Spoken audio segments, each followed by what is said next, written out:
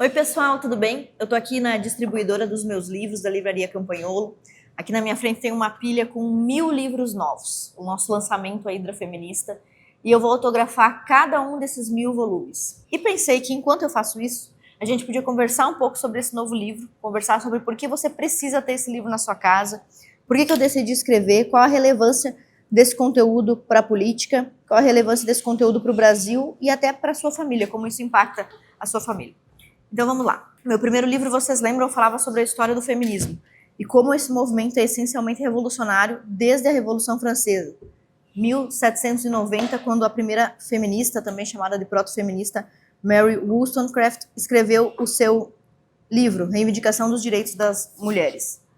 Desde 1790 até 1960, 1990, o movimento feminista foi crescendo, expandindo a sua atuação e passou por 3 ondas, todo mundo conhece, primeira, segunda, terceira onda, até chegar hoje na ideologia de gênero, no wokeismo, né? E tudo que vocês estão vendo aí, essa deturpação. Mas enfim, o primeiro livro foi muito importante porque eu percebi que muitas mulheres não se sentiam feministas, não se consideravam feministas, mas não sabiam explicar ou definir o que era o feminismo e por que ele era mau, por que ele era incompatível com a mulher cristã, com a mulher conservadora. E o primeiro livro cumpriu essa tarefa. Ele foi lançado em 2019, no Dia da Mulher, e agora no Dia da Mulher de 2025, 6 anos depois, nós estamos lançando outro livro. Esse livro é reflexo de uma preocupação de um assunto cada vez mais emergente. Nos últimos 6 anos que atuei na política, eu percebi que só falar sobre denunciar o quanto o feminismo era mal e mostrar, ou até provar que ao longo da história foi sempre um movimento revolucionário, que não tinha necessariamente a ver com os direitos das mulheres, não era suficiente, porque mesmo que o antifeminismo tenha renascido no Brasil, muitas pessoas se tornaram antifeministas, dão aula sobre isso, as políticas públicas do feminismo continuam sendo promovidas e continuam avançando em uma velocidade muito impressionante.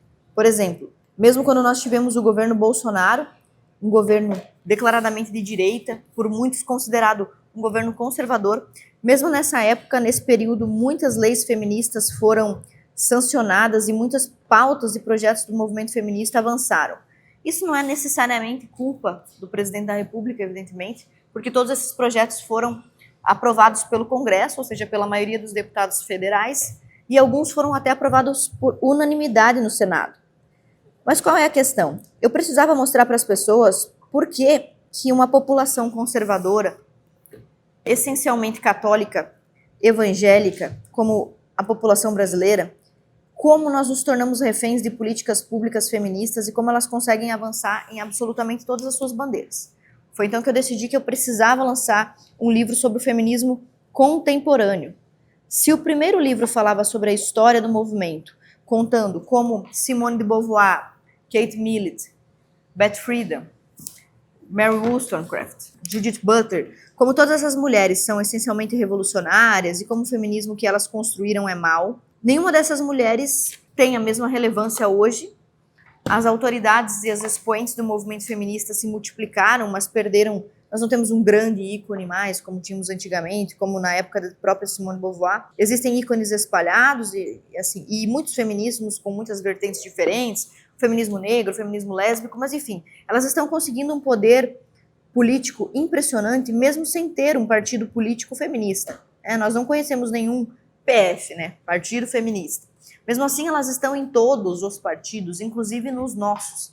Estão dentro do PL, que é o meu partido, no qual eu sou deputada estadual. Também sou presidente do PL Mulher e me deparei já com inúmeras feministas dentro do nosso partido, que deveria ser o partido mais de direita do Brasil. E que talvez, provavelmente, seja mesmo o partido mais de direita do Brasil e que mesmo assim sofre com isso. Pois bem, considerando todas essas necessidades, eu decidi que precisava mapear como o movimento feminista contemporâneo atua e como conseguem aprovar projetos de lei que às vezes são bastante absurdos ou prejudiciais, inclusive para as mulheres. Esse é o objetivo principal desse livro, mostrar como o feminismo conseguiu a hegemonia cultural no país, talvez até em outros países, mas esse não é o principal assunto do livro. O assunto principal é usar exemplos brasileiros. Então, para isso, nós escrevemos esse livro com 9 capítulos e um pós-fácil. Para esse pós-fácil, nós convidamos a deputada Rita Matias, que aplica a mesma teoria da Hidra ao feminismo em Portugal. Então, que tal a gente falar um pouco sobre esses capítulos para você que ainda não comprou, saber o que você está comprando e por que esse livro é tão importante. No primeiro capítulo, chamado Eixo Universitário, porque nós temos 4 eixos: eixo universitário, o eixo militante, o eixo midiático e o eixo parlamentar. São 4 cabeças da Hidra, por isso eu escolhi esse monstro para fazer parte da capa. São 4 frentes de atuação do movimento feminista e a gente começa investigando então pelo primeiro eixo, que é o eixo universitário. Nesse capítulo eu descrevo de forma geral como a esquerda controla a universidade, escolhendo quais são os livros que vão para o cânon, para o currículo universitário, escolhendo quais são os palestrantes, quais são os livros didáticos, quais são os livros técnicos aceitáveis e quais não são, decidindo quais projetos são aprovados em mestrados, pós-graduações e doutorados, decidindo quais alunos serão bolsistas e quais não serão, decidindo o que é considerado científico e o que é considerado teoria da conspiração. Imagina que um único movimento, um único grupo de um espectro político específico, dizendo tudo que é permitido e tudo que não é permitido dentro das investigações científicas. Isso, por si só, já é uma corrupção do método científico. Se você quer investigar uma hipótese, e não tem problema nenhum em você entrar na universidade com algumas suspeitas, com algumas preferências, mas se você quer investigar uma hipótese, você tem que considerar que a sua hipótese principal possa estar errada e que a investigação do seu trabalho, a pesquisa, comparação de dados, pode levar a uma conclusão oposta à da sua própria ideologia. E não é isso que acontece na universidade. O método científico está sendo solapado, ele está sendo contaminado, envenenado, e eu gosto muito dessa expressão envenenada, porque a Margaret Thatcher dizia que o feminismo é puro veneno, e até essa frase está estampada no nosso kit de luxo, na eco bag que vai junto com o kit. Eu estou aqui assinando um por um os livros do kit. Pois bem, o feminismo está envenenando a academia, envenenando o método científico, de modo que quando você vai ver um grupo de trabalho, um grupo de extensão, até mesmo algumas disciplinas inteiras controladas pelo movimento feminista não se baseiam no verdadeiro método científico para realizar suas pesquisas ou seus trabalhos, mas se baseiam na ideologia. Esse é basicamente o conteúdo do primeiro capítulo, mostrando como elas fazem isso na universidade. Nós falamos sobre alguns aspectos interessantes que estão bem na moda, por exemplo, job, né? Quantidade enorme de mulheres, cada vez mais mulheres que ganham dinheiro se prostituindo ou prostituindo a sua imagem, seus corpos, etc. E o movimento feminista diz que luta contra a objetificação da mulher. Mas aqui no capítulo 1º do eixo universitário, eu provo com uma lista de trabalhos acadêmicos como, na verdade, as feministas promovem. Elas querem que a prostituição seja naturalizada. Aí você vai dizer, mas naturalizada não, normalizada, legalizada, socialmente aceita, enfim. Aí você vai dizer, mas existem muitas feministas que combatem a pornografia, por exemplo. Existem algumas feministas pontuais que fazem isso. Mas para a gente entender a espinha dorsal do movimento feminista, a gente tem que considerar aquilo que faz parte de todas as vertentes quase que inegociavelmente, que é o caso do aborto e o caso da revolução sexual. Pois bem, nesse capítulo aqui sobre o eixo universitário, dos aspectos interessantes que a gente trata nesse trabalho, nesse capítulo, é mostrar como as feministas promovem a prostituição. E aí a gente lista trabalhos acadêmicos de todo o Brasil que foram financiados com recurso público, ou seja, na verdade foram pagos por você. E esse conteúdo pago por você, produzido nas universidades, dá um ar de científico a todo tipo de putaria e obscenidade que você possa imaginar. E a gente destrincha isso no primeiro capítulo, mostra as referências, compara dados, fala sobre números, porcentagens de professores de esquerda, porcentagens de professores conservadores. E para não ficar só na teoria, todos os capítulos vêm acompanhados de exemplos reais, de casos reais. Nesse capítulo universitário, a gente trata de 5 casos, de grandes casos, que é o caso do Jordan Peterson, que todo mundo conhece, foi perseguido lá por causa do pronome neutro. O caso do Lawrence Summers, que é um democrata, ou seja, não é um conservador, foi nomeado pelo presidente Obama, foi reitor da Universidade de Harvard, e mesmo com todos os pré-requisitos de esquerda preenchidos, foi perseguido por ter feito uma afirmação que as feministas consideraram desconfortável.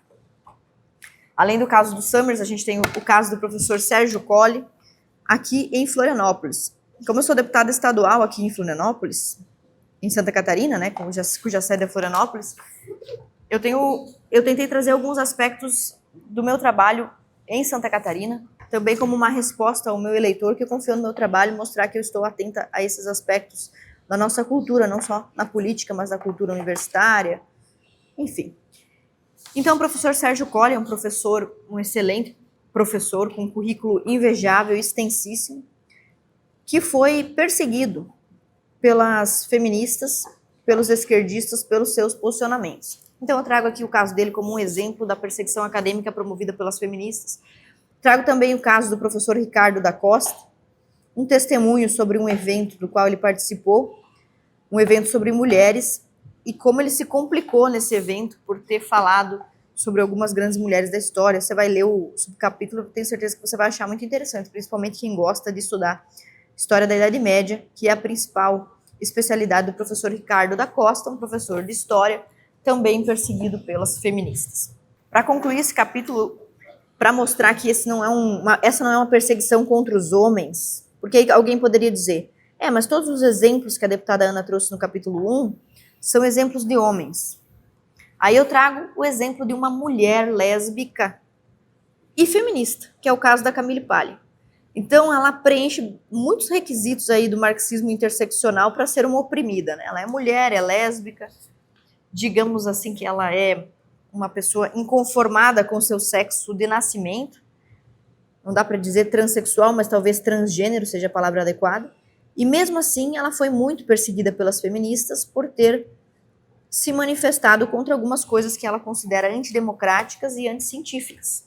Então, basicamente, no primeiro capítulo a gente mostra o estado vexatório em que se encontram as universidades brasileiras e as universidades do mundo todo, citando também o Ben Shapiro, alguns exemplos que ele traz. No capítulo 2, uma coisa que muitas pessoas pediram e que eu nunca publiquei antes, mas que eu acho que está na hora de publicarmos e está na hora de falarmos sobre isso. Durante muito tempo, o meu primeiro livro foi alvo de injustiças. Muitos disseram que o livro era muito ruim porque tinha sido reprovado na universidade, como se ele tivesse sido apresentado como uma dissertação de mestrado. Então eu acho que chegou o momento de relatar em primeira pessoa os detalhes do meu imbróglio jurídico contra a minha professora feminista, que eu não vou citar o nome porque o meu objetivo nunca foi, em nenhum momento, nem lá no passado nem agora, expor essa pessoa, muito menos nesse caso onde ela ganharia visibilidade. Não é a minha intenção que ninguém saiba quem ela é. A minha intenção é apenas mostrar como esse caso, o meu caso, exemplifica a perseguição em níveis nacionais, regionais, nacionais. Isso acontece aqui em Florianópolis, na UFSC, na UDESC principalmente, acontece em toda Santa Catarina, acontece em todo o Brasil. Então, em primeira pessoa, eu faço o relato finalmente detalhado de todo o meu caso. Foram 3 processos contra... nessa disputa entre a professora e eu, não vou citar o nome dela, mas nessa disputa judicial, foram 3 processos, dos quais eu perdi o primeiro, que foi movido por mim, e ela perdeu outros 2. Então, no total de 3 processos, ela perdeu 2, teve que pagar os honorários para o meu advogado, Dr. Gastão da Rosa Filho, melhor criminalista do sul do Brasil, o cara é muito bom mesmo, e ela teve que pagar os honorários, inclusive por ter perdido esse processo. Eu nunca tive que pagar absolutamente nada para ela. Então eu trago detalhes dessa situação, usando apenas os argumentos que já foram apresentados em público pelos jornais, inclusive alguns portais feministas, e por isso que o segundo capítulo se chama Caso Campagnolo. São várias páginas dedicadas a mostrar o meu caso, misturado com outros casos, como o do Ben Shapiro, que também foi perseguido. Então, eu misturo o meu episódio pessoal com informações históricas e com informações da política internacional, citando exemplos, comparações com o conceito principal de fé revolucionária. O conceito de fé revolucionária, inclusive, tem um subcapítulo que começa aqui na página 59. E eu mostro que o movimento feminista, na verdade, é como se fosse uma religião secular. E o feminismo tem uma sequência de elementos que são comuns à religião. Por exemplo, todo mundo fala muito mal da Inquisição, né, da Inquisição espanhola, da perseguição da Igreja Católica, etc. Mas o que o movimento feminista faz é paralela a isso. Porque ele não executa uma pessoa numa fogueira, mas realiza o tribunal da internet, difamação, perseguição, acabando com a carreira da pessoa. E hoje, no mundo capitalista, não ter uma carreira é como não ter nada, né? Você não tem como sustentar seus filhos, sua família, enfim. Mostro como o movimento feminista persegue as pessoas de uma forma religiosa. Mostro como o movimento feminista é fanático, tão fanático quanto qualquer religião. Mostro como eles têm dogmas, como eles têm um sentimento de irmandade. Algumas feministas até se chamam assim, né, manas. Como eles criam novos termos, como eles criam um comportamento de seita, uma nova vestimenta, um novo cabelo, uma nova linguagem, tudo isso. Então, a gente fala um pouco sobre essa fé revolucionária. E para isso, eu uso uma expressão adotada pela professora que me perseguiu em uma das suas entrevistas. Numa das suas entrevistas, ela diz que é inaceitável que se ataque o que acontece dentro do templo da sala de aula. Então, a gente fala sobre isso também. Para as feministas, para muitas feministas, a sala de aula é o templo desta nova religião, uma religião secular que é o movimento feminista. Pois bem, terminando o segundo capítulo, a gente fala também sobre 10 trabalhos acadêmicos publicados nos últimos 5 anos, cuja finalidade única é difamar o meu trabalho. Então, olha só como é interessante esse episódio.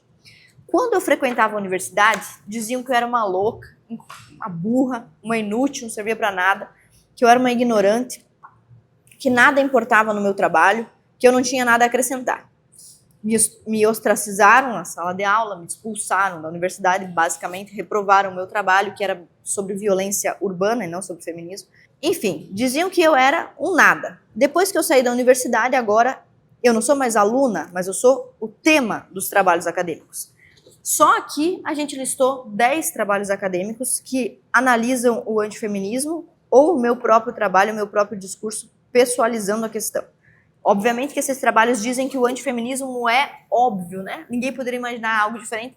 Dizem que o antifeminismo é uma ameaça à democracia, que o antifeminismo precisa ser parado, porque ele é antidemocrático. E aí a gente termina o segundo capítulo mostrando o que a esquerda faz, a direita não faz e deveria fazer. A direita deveria escrever livros como a Hidra Feminista, mapeando e denunciando a atuação dos seus opositores políticos, dos seus adversários. Deveria entender perfeitamente como trabalha a esquerda, documentar e denunciar. E é isso que a gente faz no livro da Hidra Feminista.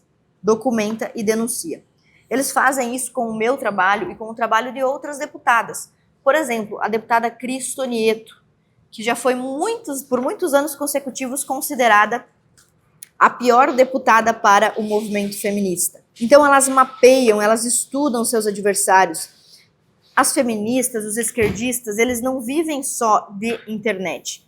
Eles têm recursos, financiamento internacional, eles se organizam de uma forma bem impressionante para apresentar, para estudar seus opositores e apresentar estratégias que combatam esses opositores de maneira efetiva. Assim eles conseguem ostracizar, anular, descredibilizar pessoas, pesquisas, trabalhos acadêmicos, livros inteiros. Fizeram isso, em boa medida, com o professor Olavo, não conseguiram, mas tentaram. E em alguns aspectos, sim, conseguiram transformar o professor Olavo em uma espécie de caricatura. Mas o assunto aqui não é filosofia, não é o professor Olavo, mas esse é só um exemplo. E para dar esses exemplos, a gente tem vasta documentação aí no capítulo 1 e no capítulo 2. No capítulo 3, chamado Antidemocráticas e Anticientíficas, a gente ainda está falando sobre a produção acadêmica do movimento feminista, que não é só uma produção acadêmica ruim, medíocre, baseada em ideologia, cientificamente pobre, mas elas sim, antidemocráticas, porque não permitem o verdadeiro debate de ideias e o verdadeiro confronto de hipóteses. Então, nesse capítulo, Antidemocráticas e Anticientíficas, a gente também traz um dossiê sobre os trabalhos hipersexualizados que as feministas promovem na academia. E tem um exemplo muito legal que a gente coloca aqui, que é de uma feminista que publicou um artigo científico em coautoria com seus gatos. Olha a loucura disso.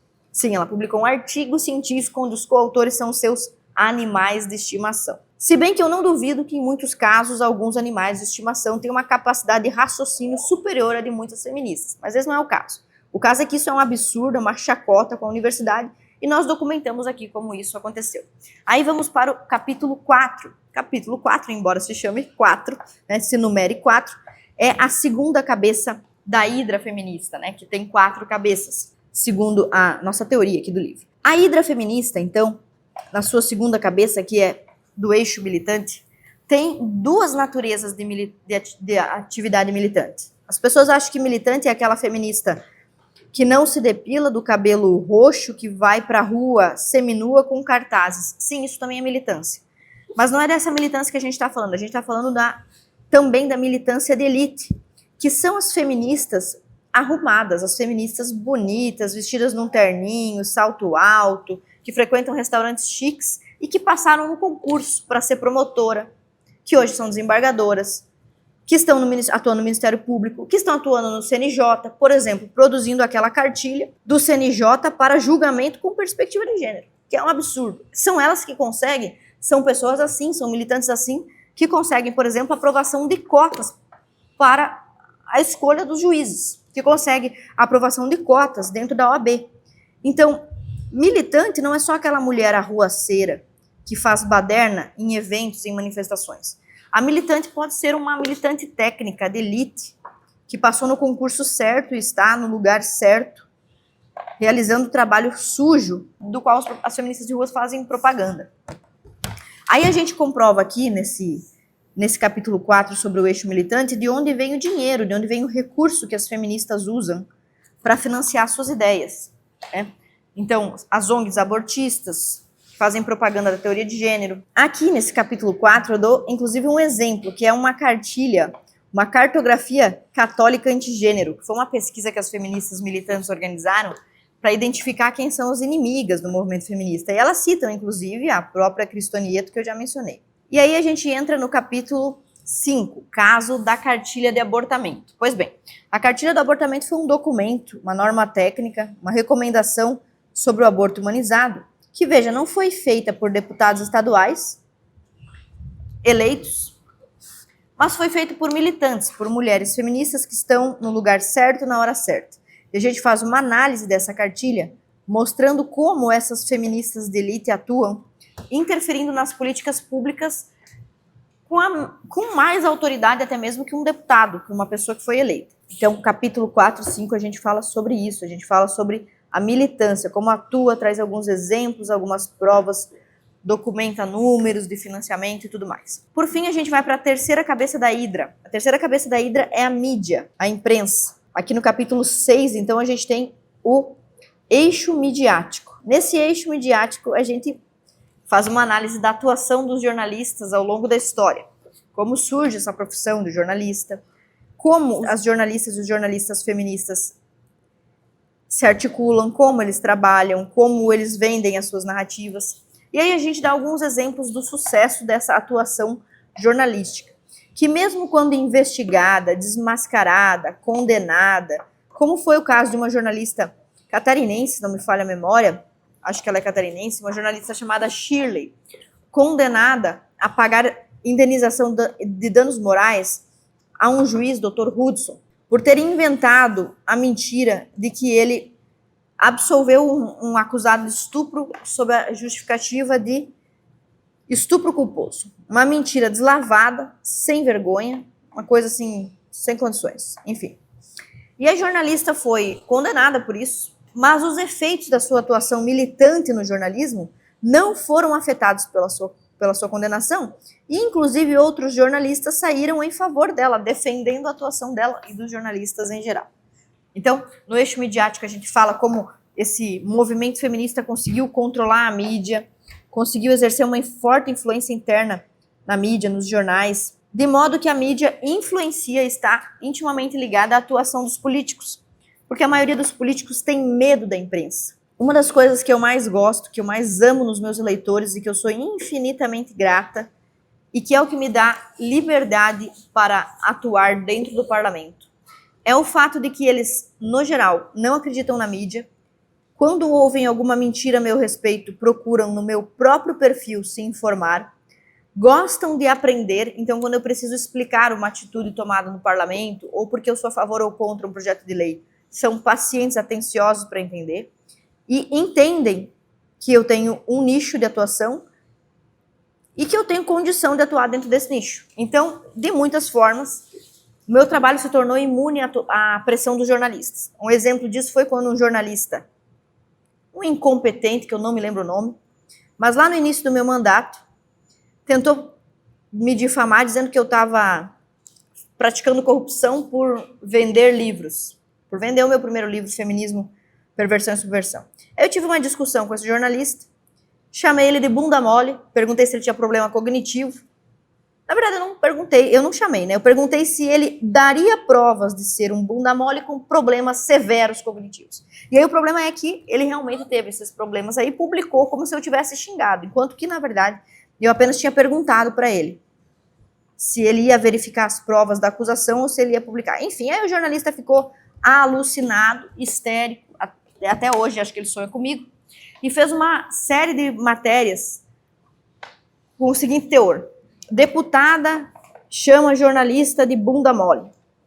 E o meu eleitor, que é maravilhoso, em vez de dizer que eu estava cometendo o maior dos absurdos, ia lá nas publicações e dizia: bem feito, bem que ela fez, mas você é isso mesmo. Então, esse é um exemplo mais raro de uma deputada, eu acho que alguns outros têm esse mesmo perfil no Brasil, deputados federais, que não é refém da opinião midiática. A mídia vai lá e fala mal, as pessoas já sabem que a mídia vai falar mesmo mal de mim, então elas vêm à fonte, vêm perguntar para mim, vêm nas minhas redes sociais esclarecer suas dúvidas. Então, essa blindagem do poder midiático é o que permite que eu tenha uma certa autonomia no parlamento. Mas o que a gente está falando aqui no capítulo 6 é que a blindagem que eu tenho, a maioria dos parlamentares não tem. E por isso são reféns da mídia. Tem medo que a mídia os chame de machista, que a mídia os chame de reacionário, que a mídia diga que eles são fascistas, que eles são misóginos. E por causa desse medo, muitas vezes exercem mal o seu trabalho, votando não da maneira correta, mas de uma forma politicamente correta. Então a gente trata desse assunto no capítulo 6. No capítulo 7 eu trago um exemplo de como a mídia feminista, aliada à militância, consegue moer uma pessoa. Pegar uma pessoa comum, uma pessoa simples, honesta, e avacalhar com essa pessoa. O exemplo que eu cito aqui é de um vereador, o vereador Rabuja. Eu pego o caso dele, foi perseguido de todas as formas por uma simples pergunta, nenhum debate sobre políticas públicas. Então, esse capítulo 7, que eu não vou dar mais detalhes, porque vale muitíssimo a pena que você leia cada linha do caso do vereador Rabuja, para perceber que, se o vereador Rabuja, que tem todas as prerrogativas do seu cargo, que foi eleito e que tem mandato, é perseguido, calado e silenciado dessa forma, imagine você que não tem mandato. Imagine você, pai de família, cidadão comum, que algum dia venha a ter uma discussão com uma mulher ou com uma feminista. Então, o capítulo 7 é um alerta a todos nós sobre os perigos do silenciamento, da espiral do silêncio do movimento feminista, ou da ética do silêncio, que é um outro conceito que eu exploro aqui no livro. Além disso, a gente tem o capítulo 7, que é mais um exemplo, é mais um caso. Quando vocês pegarem esse livro na mão, quando vocês comprarem, vocês vão ver que o livro está recheado de casos, de exemplos reais, concretos, documentados, para mostrar que nada disso é teoria da conspiração. Tudo aconteceu e tem os seus detalhes. E nesse capítulo 8, a gente convidou o jornalista Christian De Rosa para testemunhar como os jornalistas, como a mídia, como a imprensa, conseguem, como eles têm poder de influenciar um projeto de lei pela pressão midiática, inclusive de tirar uma vida, como é o caso que ele explora aqui no capítulo 8, caso do aborto retratado pelo jornalismo feminista. Como as feministas, através da imprensa, conseguiram tirar a vida de uma pessoa. Esse foi um caso literal, onde uma pessoa morreu por causa do jornalismo feminista. Mas existem os casos que não são literais, os casos que são metafóricos, onde as pessoas são mortas, são assassinadas na sua reputação, na sua moral, na sua profissão, na sua vida econômica, também pela atuação da imprensa feminista. Aqui a gente tem, nesses capítulos, a defesa de alguns juízes, promotores, procuradores, vereadores, políticos. Qualquer um pode ser alvo da truculência e do espírito antidemocrático da feminista. Não é só quem necessariamente se posiciona contra o feminismo e não é só o caso de pessoas comuns que não têm como se defender. Pessoas que têm como se defender também são alvo disso. E a gente já citou até o exemplo aqui no começo, quando fala do caso do Summers, ex-reitor da Universidade de Harvard. Se os caras fazem isso com o ex-reitor da Universidade de Harvard, imagino que eles vão fazer com um reles mortal, com um simples aluno de ensino médio, que é o caso dos seus filhos, por exemplo. E aí a gente vai para o capítulo 9, onde finalmente concluímos para que toda essa hidra trabalha? Para quem trabalham as outras cabeças da hidra, não é? O eixo universitário, o eixo militante e o eixo midiático. Todos eles trabalham para obter, manter, conservar poder político. Poder político consiste na capacidade de fazer algo, né? De definir quem vai ser solto, quem vai ser preso, que regras vão ser cumpridas, que regras não vão ser cumpridas, o que é ser inocente, o que é ser culpado, o que você pode fazer na sua casa, o que você pode fazer no seu trabalho, enfim. As feministas querem, obviamente, o poder político, e elas já conseguiram o controle e a hegemonia cultural. Então, o passo para conseguir o poder político é curtíssimo, basicamente já se consolidou. Então, no último capítulo, que é o eixo parlamentar, a gente estuda alguns projetos de lei. E não tem como eu falar sobre isso aqui com vocês. Somente se vocês lerem esses projetos de lei, analisarem os incisos, os parágrafos, as justificativas, como a gente faz aqui juntos no capítulo 9, é que vocês vão ter uma dimensão de como as feministas prejudicam a vida da mulher comum, a sua e a minha vida, através do conteúdo que elas promovem, da ideologia que elas defendem. Então a gente conclui o livro mostrando que nenhum político no Brasil hoje, talvez não dá para dizer nenhum, mas raríssimas exceções, raríssimos políticos do Brasil hoje têm autonomia para ter suas próprias ideias, que são políticos que têm condição de mapear a origem das suas próprias ideias. Eu acredito em A porque fulano e ciclano disseram A ao longo de séculos. Então, são poucos os políticos que têm condição de mapear a origem de suas ideias, se nós estivermos falando dos políticos de direita, e supondo que nós tenhamos um número considerável de políticos capazes de saber com clareza o que defendem. Ainda assim, esses políticos não têm autonomia para agir com relação ao que eles próprios acreditam e ao que eles próprios defendem, porque estão cercados por essas outras cabeças. As pesquisas universitárias, a atuação da mídia, a ameaça permanente da imprensa de difamar e destruir reputações, e também a atuação da militância. Então, o capítulo 9 é o que mostra por que a política no Brasil continua sendo tão feminista.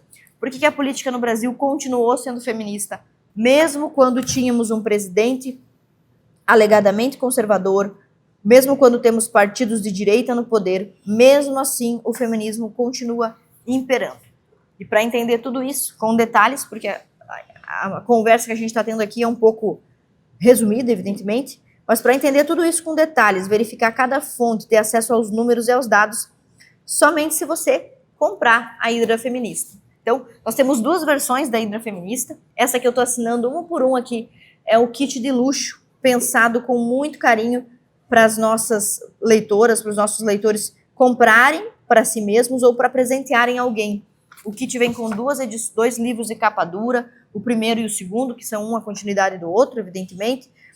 Vem com um copo muito lindinho, muito bonitinho, um copo de dupla parede, com uma logo antifeminista. Vem com uma vela aromática, com os chazinhos, um card colecionável exclusivo, ou seja, cada pessoa que comprar ou receber, ganhar de presente esse kit, terá uma edição irrepetível desse card, que você pode inclusive fazer dele uma decoração na sua casa. Enfim, então você tem duas opções, que é comprar o kit completo para ter a experiência completa, para quem gosta de tudo isso, né? Toda a magia de comprar um livro, de capa dura e tudo mais. E temos a opção mais módica, mais barata, para quem está também sofrendo os problemas aí da crise econômica que o Brasil vem enfrentando, né? Acho que a maioria de nós não tem hoje condições de comprar tudo que deseja. Então a gente criou duas opções, tudo que gostaria. Então a gente criou duas opções. uma para você que pode, uma para você que tem condições, que quer presentear alguém com algo especial, e uma versão mais barata, que é a Hidra Feminista Brochura, que não tem capa dura, e que é um livro muito lindo, foi o meu xodó, passei mais de um ano trabalhando nesse livro, é o primeiro livro da minha própria editora, a K Edições, então estou muito feliz em trazer esse livro até vocês. Sei que essa mini aula deve ter sido muito proveitosa, vocês devem ter gostado muito, mas podem ter certeza que o livro é muito melhor, traz todas as referências e as informações completas, não só para que você saiba, mas para que você possa também debater com seus colegas de faculdade, ou até salvar aí uma prima, uma sobrinha, a sua própria filha, das garras do movimento feminista. Então é isso e um super beijo.